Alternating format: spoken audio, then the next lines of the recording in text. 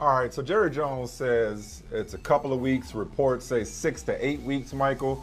But before we go deep on Dallas, let's do this the right way. I mean, Dak is a person first. So I know I speak for you and I speak for anybody with any kind of a soul. You hate to see this for Dak Prescott, the person. He's obviously been through so much, suffered through so many setbacks, but he's obviously bounced back. And so you hate it for him. You hate to see anybody get hurt like this. I'd say the two biggest stories in week one were two injuries, Dak Prescott and TJ Watt. You just hate to see it. You hate to see anybody get hurt. Now, having said all that, you ever watch a movie or a series, and early in the series, somebody gets taken out. Somebody gets killed. Yeah. A main character. You're like, damn, I wasn't expecting that to happen that soon. Yeah. Like, wait a minute, who wrote her out of the first episode? Who wrote him out of the second episode, right? You know? That's not supposed to. You understand what I'm saying? So it's like in Game of Thrones when what's my man that said winter is coming? Ned Stark got beheaded. Yeah, Ned Stark. Wait a minute. Like, how you gonna behead Ned Stark that soon, right? So that's how I feel about the Cowboys right now. Like, whether you love them, whether you hate them, whether you love to hate them, whatever it is, it's like we can't have the Cowboys be irrelevant so soon. That's right. It's like that's bad. That's bad for business. They're right, because the people who love to root against the Cowboys, they're gonna be irrelevant for the next 8 weeks. And by irrelevant, I mean they won't be a contender. They won't be able to like tread water. No. I'm sorry. They will not be treading water without Dak Prescott. They had enough problems as it was. We saw them on display Sunday night. Now without Dak, Cooper Rush ain't gonna be able to hold down the fort without Dak Prescott. Because what I'm saying, Michael, is it's fun when the Cowboys are just good enough to either win games that they shouldn't or lose games that they shouldn't. But under the circumstances, they're in for a rough stretch without Dak Prescott, and I don't see them holding down the fort well enough to be in the playoff mix when he comes back in 6 to 8 weeks. That's what I'm saying. It's disappointing because the Cowboys down bad Dallas is interesting. Rock bottom Dallas? Nah. It's too soon for me writing them off, but I got to write them off. They're done. They're cooked. No, I'm not. I'm not going to write them off. I'm not going to write them off. No? They went against – no. Now, look, it's not going to be pretty. It's not going to be beautiful, but they had a couple things going for them. One, they do have a talented roster. And I know they lost some guys. I think they have a talented roster. And they play in a division that's not that strong. Now, everybody else undefeated. I know you want to go ahead and crown him, Denny Green. Crown him. You want to crown him in Philadelphia? You want to do that? Go ahead. But Philadelphia, 3-point win over Detroit yesterday. The Giants won. Okay, Washington. That's not a strong division. Even though the Cowboys are looking up at all those teams, they're good enough that each of those teams I just named, they could go in there without Dak Prescott. Can they win games against their division? That's the question. Can you win divisional games without Dak Prescott? Yes. Yes, you can. You can beat the Giants without Dak Prescott. You can beat Philly without Dak. Yes. If I'm going to put on my rational, mature hat, anybody can beat anybody. Okay, so I'll put that out. I'll give because that ain't true. Once. No, that is true. Anybody can be anybody once. Yeah, I mean, but listen, as I'm saying about a couple of other teams from yesterday, such as the Bears, the aforementioned Giants, the Texans, the Lions, they get paid too, or if you prefer, they on scholarship too. So I mean, the Cowboys still have a professional outfit that they'll throw out there. What I'm saying is, and a lot of credit needs to go to Tampa. Tampa, once again, my preseason pick to win the Super Bowl, obviously to come out of the NFC. They have a phenomenal defense. Okay, exactly. They have a phenomenal defense. But even before Dak got hurt, he looked awful. Mainly because who the hell is he throwing to other than CeeDee Lamb and Dalton Schultz? We don't even know if CeeDee Lamb is ready to ascend to that number one receiver status. He's number one by default. Also, who is, I bet it looked bad too. Who's because blocking of what for you just him? said and Tampa. I mean, Tampa is going to make a lot of good quarterbacks look like they don't know what they're doing. And that's what happened yesterday. I think they harassed him, they confused him, they took away some of his options. They knew what his options were, and they took away his most comfortable options and made him do things he didn't want to do. I think I put a lot of that on Tampa. I really would be surprised if let's say he misses 8 games. I'd be surprised if the Cowboys go 2-6 in those 8 games. I think they can go 4-4, 5-3. Wouldn't surprise me. Word? And right. Wait a minute. Wait, their offensive line is an absolute mess. They're holding out. They're sitting back waiting for Michael Gallup and James Washington to ride to the rescue at wide receiver. Those are good receivers.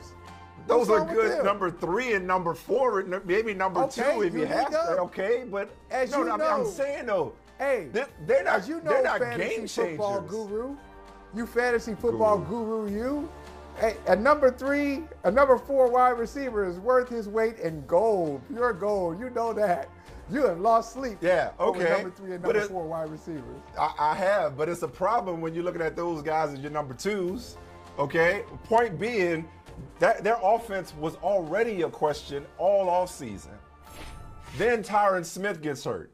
Then they have to kick out Tyler Smith, who was practicing at left guard, competing at left guard, a competition that he did not win, mind you.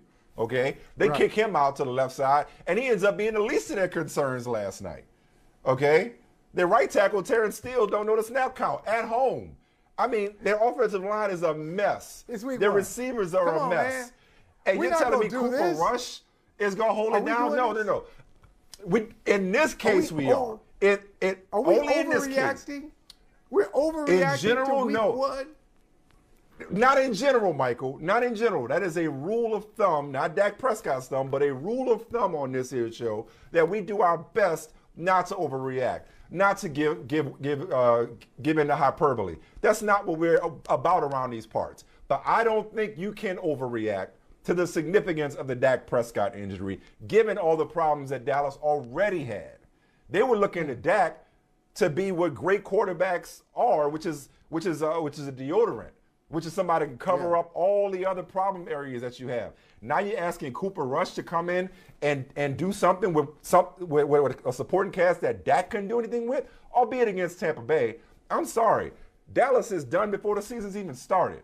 Not sorry. Wow. They're done. They're done before the season's even started.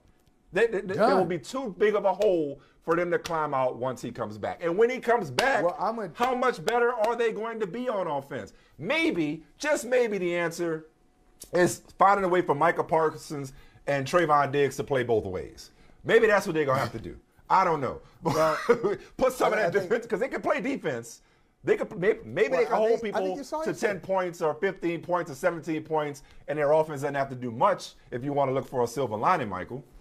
Look, they gave up 19 points, and you just named it. You just named the recipe. We saw it. You got Chicago on your feet. You saw it in Chicago yesterday. Neither quarterback played well. You had 2 young quarterbacks just scuffling. Both guys in their second year scuffling most of the game. But the defense in Chicago gave up 10 points. And so they come away with the win because of what the defense did. Same thing in Pittsburgh. You talk about T.J. Watt.